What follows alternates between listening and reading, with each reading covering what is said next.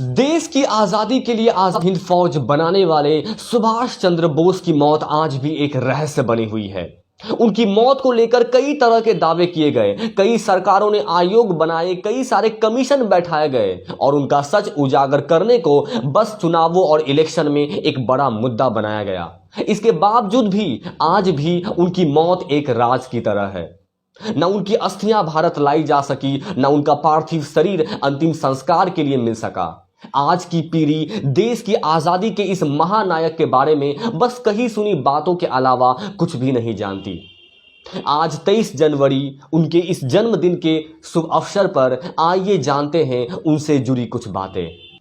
सुभाष चंद्र बोस अपने माता पिता के 14 संतानों में से 9वीं संतान थे। उनके पिता की इच्छा थी कि सुभाष आईसीएस बने। अपने पिता की इच्छा को पूरा करने के लिए तब के सबसे toughest exam Indian civil service परीक्षा उन्होंने दिए और ऐसे वैसे नहीं बल्कि 4th रैंक हासिल करके वहां से बाहर निकले।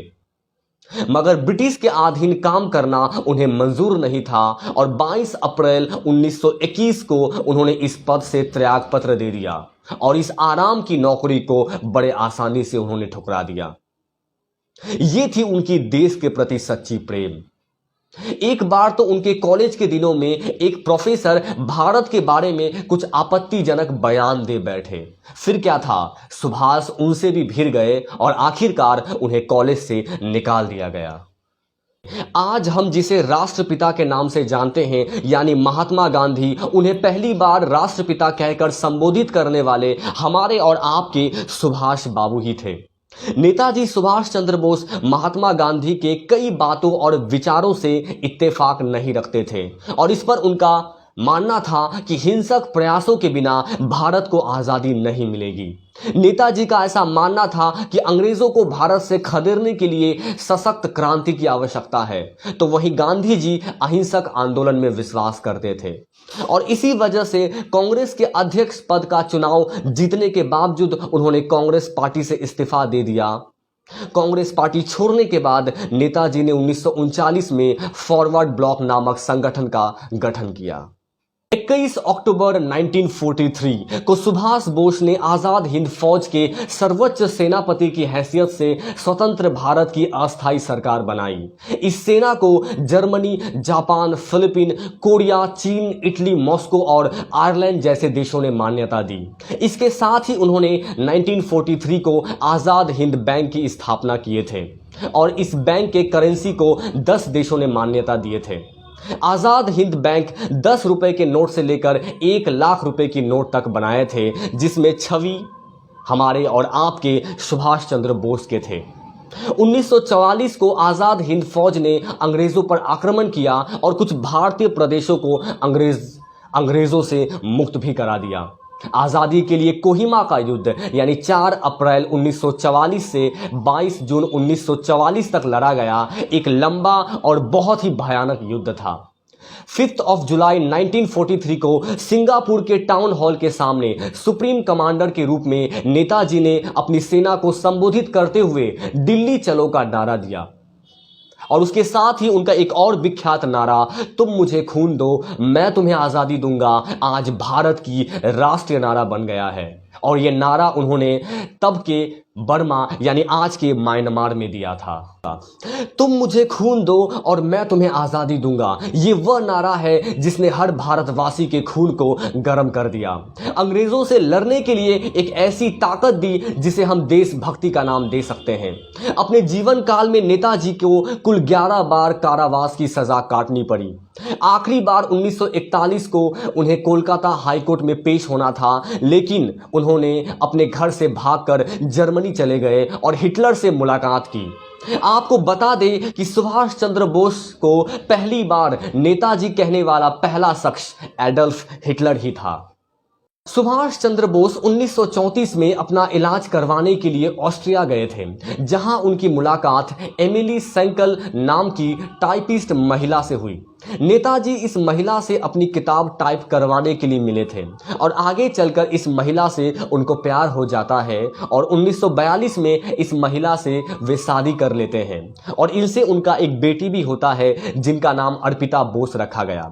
दरअसल इस शादी को गोपनीय तरीके से किया गया था, इसी वजह से इनका पुख्ता प्रमाण यानी प्रूफ मौजूद नहीं है, मगर अपने बेटी के साथ एक चिट्ठी देकर अपने पत्नी को वो अपने बड़े भाई के पास भारत भेज देते हैं। आपको बता दें, अर्पिता बोस ऑस्ट्रिया की नागरिक है अभी और वो भारत आती जाती रहती है। नेताजी के मौत के संबंध में अब तक मिले इंफॉर्मेशन के आधार पर नेताजी का मौत 18 अगस्त 1945 यानी जापान के ताइहोकू एयरपोर्ट पर उनके प्लेन क्रैश होने की वजह से हुई थी, लेकिन इसके बारे में पुख्ता जानकारी अभी तक आम लोगों के लिए जारी नहीं की गई। आपको बता दें कि 1992 में इन्हें भारत रत्न से भी सम्मानित किया गया, लेकिन ये बाद में वापस ले लिया। नेताजी की मौत की रहस्य आज भी अनसुलझी है और यहां तक कि भारत सरकार भी उनकी मौत के बारे में कुछ नहीं बताना चाहती। ऐसी कई सारे हिडन फाइल्स आज भी है जिन्हें रिलीज नहीं की गई। अगर उन्हें रिलीज कर दिया जाए तो शायद नेताजी के बारे में हमें और भी कई सारे इंफॉर्मेशन जानने को मिलेंगे। नेताजी के मौत का रहस्य उनके जीवन के तरह ही रहस्यमय रहा। ज्यादातर लोगों का यही मानना है कि नेताजी की मृत्यु 1945 के प्लेन दुर्घटना में नहीं हुआ था। यहां तक कि उनका परिवार भी इस बात को इनकार करता है और ये भी यही मानते हैं कि नेताजी की मृत्यु 1945 में नहीं हुआ था, वो उनके बाद भी जीवित थे।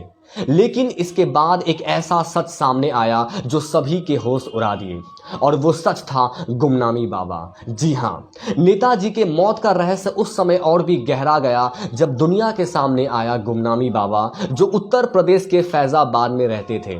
इनका नाम किसी को नहीं पता था, जिस वजह से वहां के स्थानीय लोग इन्हें गुमनामी बाबा का नाम दे दिया और वहां के लोग इन्हें नेताजी सुभाष चंद्र बोस मानते थे। और ऐसा इसलिए क्योंकि उनके घर से ऐसे अनगिनत सबूत मिले जो ये दावा करते हैं कि वही नेताजी सुभाष चंद्र बोस थे। वहां के लोगों का ऐसा कहना था कि उनके हाव भाव और कई सारे भाषाओं का ज्ञान जो कि पूरी तरह नेताजी सुभाष चंद्र बोस उन्हें बनाता है। यहां तक कि एक बार तो वो खुद भी इस बात को मंजूर किए थे कि वही नेताजी सुभाष चंद्र बोस है। 1985 में उनके मरने के बाद जब इन्वेस्टिगेशन टीम गुमनामी बाबा के घर पहुंची तो वहां से भारतीय स्वतंत्रता संग्राम से जुड़ी डॉक्यूमेंट्स, जरूरी कागजात और बोस परिवार की तस्वीरों से भरी 40 बक्से थे और ये डॉक्यूमेंट्स और पिक्चर्स नेताजी के अलावा किसी और के पास नहीं हो सकते थे। यहां तक कि जब उनका परिवार उस गुमनामी बाबा के घर पहुंचे तो कुछ ऐसे प्राइवेट लेटर्स उनके हाथ लगे जिन्हें देखकर उनका परिवार खुद रो दिए और वो भी इस बात को मान लिए कि वही नेताजी सुभाष चंद्र बोस थे। और आप सुनकर हैरान हो जाओगे, जब उनकी हैंडराइटिंग को टेस्ट किया गया तो वो भी हूबहू नेताजी सुभाष चंद्र बोस के साथ मैच करते थे। दोस्तों, ये सब बातें सुनकर आपको काल्पनिक लग रहा होगा। आप ये सोच रहे होंगे कि मैं ये कैसी बहकी बहकी बातें कर रहा हूं, बट यकीन मानिए जब मैं पहली बार इसके बारे में सुना तो मुझे भी ऐसा ही लगा, बट बाद में जाकर यकीन हुआ कि ये सारी बातें सच है और ये ऑफिशियली दर्ज है। इस पूरे गुमनामी बाबा के ऊपर एक पूरी फिल्म तक बन चुकी है बंगाल में, मगर इस फिल्म में कोई बड़े बॉलीवुड एक्टर ने काम नहीं किया, जिस वजह से ये दूर तक नहीं पहुंच पाया। मगर ये फिल्म हिंदी और बंगाली में अवेलेबल है। आपसे ये रिक्वेस्ट रहेगा कि आप इस पूरे फिल्म को जरूर देखें। इस फिल्म ने गुमनामी बाबा यानी नेताजी सुभाष चंद्र बोस की एक रहस्य वाली पार्ट को कवर किया है। इस फिल्म में उस रिपोर्टर को दिखाया गया है जो अपनी पूरी जिंदगी लगा देते हैं नेताजी सुभाष चंद्र बोस की रहस्य को सामने लाने में, और ये सच है। अनुज धर नाम के जो जर्नलिस्ट थे उन्होंने वाकई में अपनी पूरी जिंदगी लगा दी थी नेताजी सुभाष चंद्र बोस की रहस्य को सामने लाने में। उन्होंने कई सारे हिस्टोरिकल हिडन फाइल्स इन्वेस्टिगेट करके पाया कि नेताजी सुभाष चंद्र बोस मरे नहीं थे, वो 1985 तक जिंदा थे, मगर भारत के गवर्नमेंट द्वारा उन्हें कभी सामने ही नहीं लाया गया। लेकिन एक बात जो सभी को हिलाकर रख देती है वो है मुखर्जी आयोग के अध्यक्ष जस्टिन मनोज मुखर्जी ने एक बार जब ऑफ रिकॉर्ड कहा था कि उन्हें भी 100% यकीन है कि गुमनामी बाबा ही दरअसल नेताजी सुभाष चंद्र बोस थे। मगर कुछ आयोग और कमीशन इस बात को नकार देते हैं और वो इस थ्योरी को नहीं मानते हैं और उसके बाद से ही गुमनामी बाबा की जो मिस्ट्री है उसकी चैप्टर को क्लोज कर दी जाती है। नेताजी 1950 के दशक से 1980 के दशक के बीच उत्तर प्रदेश के कई हिस्सों में एक गुमनाम साधु के भेष में रहे थे, ऐसा कहना है जर्नलिस्ट अनुज धर का।